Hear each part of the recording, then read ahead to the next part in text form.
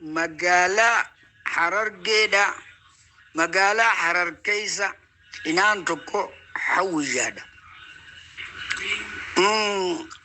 Qarallee fi soomoo fi wareeglee gaaljeceli walaaljeellee kana gaaddaan hin baafanne malee hawwiyyummaadhaan magaalaa Harar keessa akkasuma magaalaa Dirree Dhawaa keessa magaalaa hunda keessa magaalaa Ciroo keessa Machaaraa keessa magaalaa Miicataa keessa akkasuma Bordodee fi Mi'eessoo ni beeytaniiru akkasumatti Oborraa keessas akkasuma jiran akkasumatti Baalee keessas guddaa jira akkasumatti Gujii keessas ni jiran Boorana keessas ilanga Keeniyaatti guddaan Boorana keessa jiran wariyaa Karrayyuu keessaa ni jiran karaa Affaar kanaanis ni jiran hedduudhaatu jira jechuudha.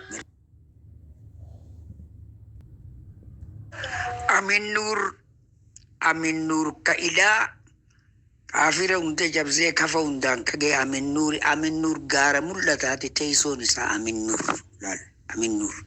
gaara mul'ataati galma Amin Nur jaanii jira barcuma isaa Amin Nur caayaa isaa jira Amin Nur qadiin babal'isee farda qoree adaree dhaqee salaata jaan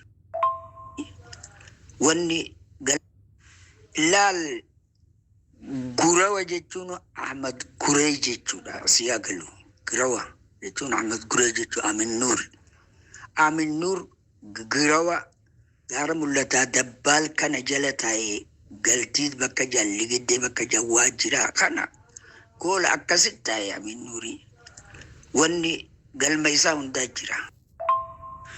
Laal goda qabatu goda jechuun waashaa goda Amin Nur janii jira.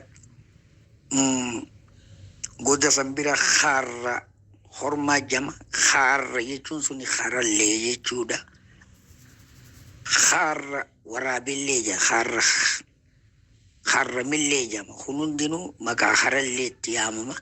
Kana suuta qoranneeti waa seenaa dhugaa takka baafnaan jaabara.